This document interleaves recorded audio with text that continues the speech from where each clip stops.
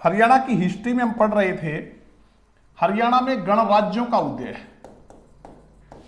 हरियाणा में गणराज्यों का उदय। और इसके अंतर्गत जो है हमने ये पढ़ा था कि महाजनपद जो थे उनके बारे में, इसके अलावा मौर्य साम्राज्य के बारे में, हरियाणा में जो मौर्य साम्राज्य उसका विस्तार, इसके अलावा बच्चों हमने पढ़ा था योधे गणराज्य के बारे में, इसके अलावा हमने पढ़ा था कुणिद गणराज्य,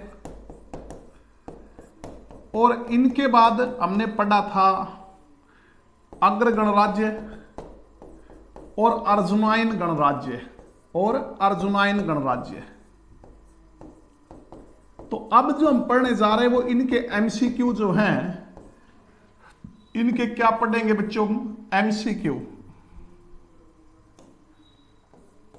मल्टीपल चॉइस क्वेश्चन हम इसके करेंगे। देखिए पहला क्वेश्चन आपका, बौद्ध काल के किन महाजनपदों में आधुनिक हरियाणा के क्षेत्र शामिल थे। अब बच्चों मैंने पहले ही बताया था कि क्वेश्चन आया था, और आया कहां था, पीजीटी पॉलिटिकल साइंस 12 मार्च 2016 को जो पेपर हुआ था, 12 मार्च 2016 को जो पेपर हुआ था पीजीटी का, उसमें क्वेश्चन आया था कि बौद्ध काल के किन महाजनपदों में, तो उस टाइम 16 महाजनपद थे, और इन 16 महाजनपद में आधुनिक हरियाणा के क्षेत्र किस में शामिल थे, ये कुरु और पांचाल में शामिल थे। किन जनपदों में, कुरु और पांचाल में। जो है ज्यादातर हिस्सा कुरु में था बच्चों, हरियाणा का ज्यादातर हिस्सा किसके अंतर्गत आता था, कुरु महाजनपद के अंतर्गत आता था। दूसरा क्वेश्चन देखो, यही मैंने आपको बताया था कि कुरु की राजधानी वर्तमान हरियाणा दिल्ली 16 महाजनपदों में से एक था।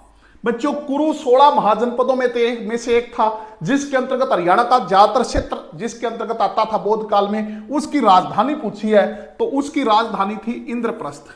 क्या थी, इंद्रप्रस्थ। और ये पीजीटी इंग्लिश जो है 11 मार्च 2016 को जो एग्जाम हुआ था उसमें आया था। तो आगे से ध्यान रखना कि बौद्ध काल में जो 16 महाजनपद थे उनमें से हरियाणा जो है वो उसका जो क्षेत्र है वर्तमान हरियाणा का, वो 2 महाजनपदों के अंतर्गत आता था, कुरु और पांचाल। ज्यादातर हिस्सा कुरु महाजनपद के अंतर्गत आता था, जिसकी राजधानी इंद्रप्रस्थ थी, जिसको हम दिल्ली कहते हैं।